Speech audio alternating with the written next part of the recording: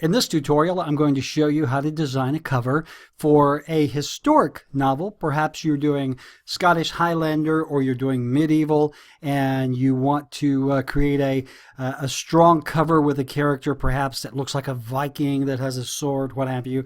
The process is always the same. You start with a background, work your way forward. The first thing, of course, is to identify the imagery that you are going to use on your cover. The way that you can do that is to do research on Amazon. Again, we've talked about this in an earlier video. Go to Amazon, do research on the genre that you are publishing or writing in, and look at the covers there, and then that will give you an idea of what your cover needs to look like. So let's open up our Word template. And I have done my research. I have gone to my stock image website and I have found an image that I'm going to use to build the cover around. And that's typically what I will do. I will go look for an image or multiple images that will represent the kind of cover that I am wanting to create. And I found this image on Deposit Photos, I think, and that's a perfect image for this kind of book. It almost looks like a comic book or like a painting, so it gives it a really good look. So let's go through our process of renaming the layer. And even though the image itself is going to take up most of the page and be my background, I still want to do a wrap text and a behind text because I want to be able to move the image around. I want to be able to size it appropriately and do more than just let it sit there in the background.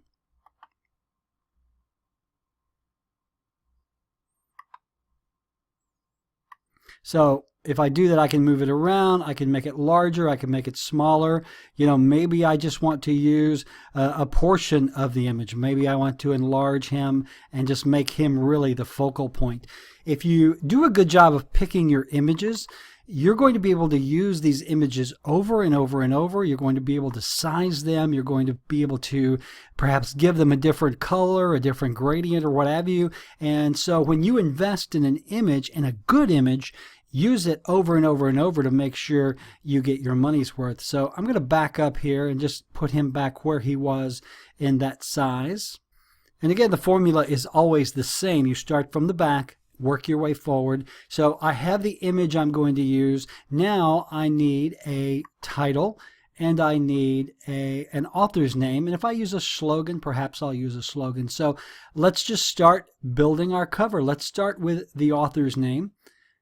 Insert, text box, draw box, and hopefully by now this has become somewhat of a routine. You can tell what I'm going to do before I actually do it. So let's give this author a name of Brittany Montgomery. And I don't know if Brittany Montgomery is a real person or not, but I'm just using this name for a placeholder. And again, I always type in the name. I always make it large enough that I can see it, because I just want to get a feel of how large the image or how large the title or author's name is going to be. Now, of course, I have to go through my process. I'm going to name this author. And because it is an object, I still have to do right-click, wrap text, behind text. And now, the reason you're not seeing my text is because I made it white. So what I have to do is call up my Format Picture pane, and I right-click, Format Shape. And you can see right now it's filled with white. I do not want it filled, and I do not want an outline. Okay, so I can either bring in my title now, or I can decide what font I want to use, and I think I'll do that. Let me go back and just click in here so you can actually watch the font change. The way I did that is I just right-clicked here. It's the exact same command as here. And so this is a medieval book, and copperplate Gothic is always a good one to use. Now, I'm not quite sure. I must have just had part of the text selected. Yeah, I did. Let me go back. And that's a good look. There are others, and we've had discussions about fonts before. I'm not going to go into them very deeply. You can find lots of fonts online. They're really easy to install. Just keep in mind your font should reflect the kind of book that you are working on. Now that one looks pretty good. This, I believe, is called an Algerian font. Let me make sure. Yes. And it is a font that really represents the genre well. It looks good, I think. Now, I am going to go ahead and go to my text options. Let me highlight my text. And I want to give it just a shadow. I always like to give my text a shadow, even if it's so faint you can't really see it, but it does make a difference. All right. Do I want to give it an outline? Yeah, see, doing an outline on a very thin font like this really is overwhelming. So let me back up. Let me see if there's a bold available for this font. Sometimes you'll get a font that will not have bold or italic options. Yeah, see, that just looks really odd. So let me go back and unbold it. Feel free to try things. If it don't work, you just remove it. All right, let me do a block for my title now, and I could do a text insert. I'm just going to copy and paste, and the reason I do that is because I already have because I already have the preferences set. It's not filled. It's does have a shadow. It's already wrap text behind text. So let's call this. Let's call this the Viking Way. And this guy may be a Viking, he may not be, but I'm going to go ahead and use that. Now let's look at the fonts that she used. You can see they're very similar.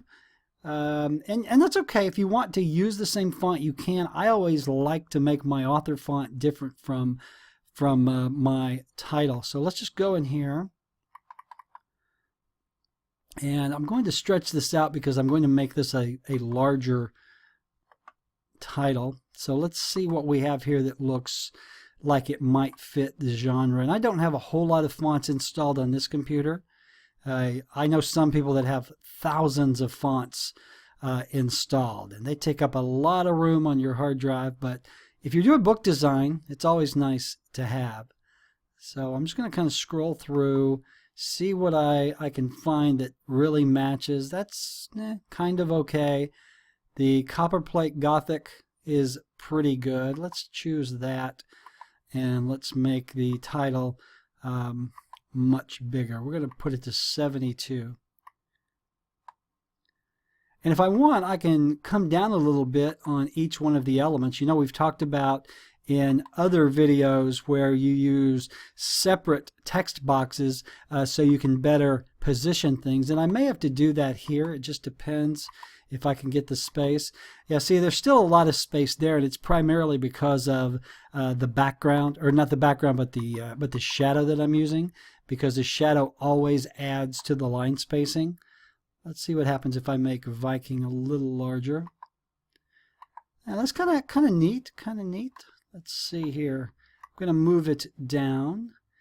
And you know what I am going to do is I'm going to use separate text boxes because I just can't get the spacing where I want it if I don't. Let me see. If I go into line spacing, yeah, it's already set. I could probably play with it in here, but I'm not going to. I am just going to do separate text boxes for each one, each line of text. So the way to do that is I'm just going to click on it, copy, paste. I'm going to move this one out of the way for now. And actually, did I forget to change things? I did. I'm going to change this to title. This is going to be Viking.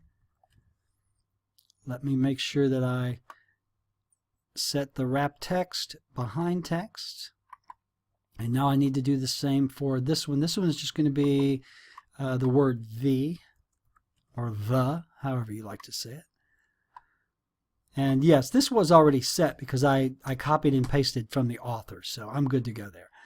Okay, so there is my the, and I can get rid of that line here because I'm not going to need it. And let me do another cut and paste.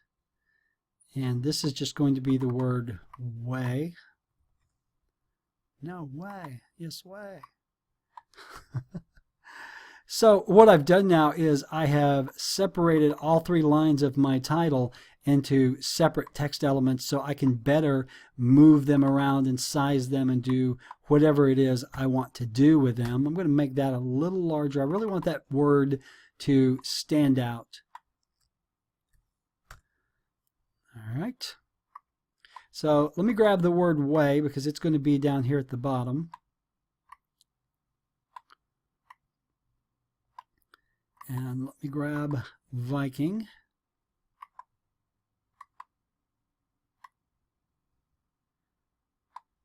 And then this.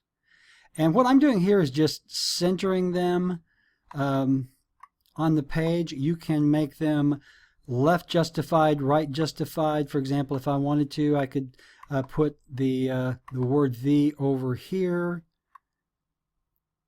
and leave it there. That's kind of neat. It kind of breaks it up just a little bit. I could do the same if I wanted to move way over. And I'm just going to change the alignment there.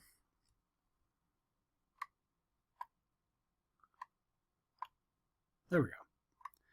And sometimes you have to grab things and kind of move them. Sometimes it takes you 2 or 3 clicks. So that looks kind of cool. Another thing I'm going to do, and by now you should know I'm going to do this, is I'm going to bring in a vignette or a vignette just to give just to break up the sharpness of the borders and give it kind of a spooky, smoky outline. Now, I'm not going to turn off layers and demonstrate this, but I'm going to put the vignette or the vignette here, and you can see it kind of gives it a very dark feel. And let me name it.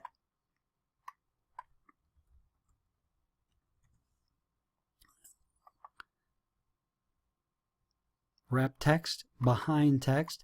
Now I want the vignette behind my text layer. See how it's kind of blocking out the Viking Way and the title.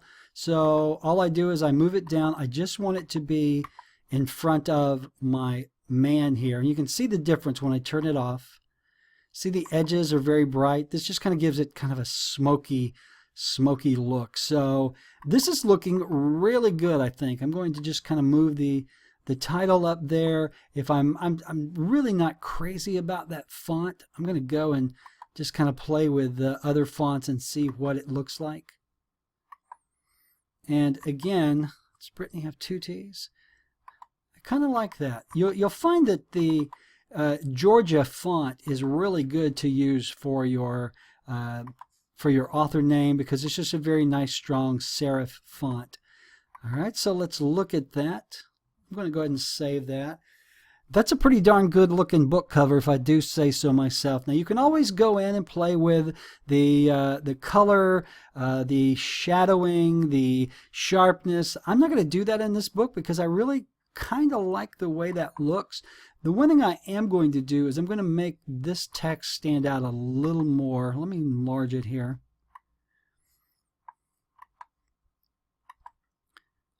And let's see what it would look like if I give it an outline. Okay, that pops a lot better. This text is bold enough that you can do an outline and it's not going to be overwhelming. All right, let's do the same to the, and if you can't grab it over here, you can always click the selection pane to select a layer. And what I did there was I actually gave my text box a line. I don't want that. I want my, there we go. So let's stop. Let's go back to fit, turn things off. I think I actually put a border around the word way. Let me change that. And even though I've been doing this a long time, sometimes I get ahead of myself and I'll hit the wrong button or I'll turn the wrong thing on. That's okay. You can go back and change it if you like. So, all right. So now I have given our text an outline, and I think that really pops. I'm going to stop right there. And this is the formula, again, that you use for any cover. If you could make a completely different cover out of this same picture, again, if you wanted to make him larger, smaller, change the look, change the color, change the sharpness, get the most money out of your stock photography, especially if you're paying for it, which you should be, unless it's made to you free. So, all right, that concludes this tutorial, and just follow along with what I've done, and you too will create an awesome book for your medieval or Highlander romance.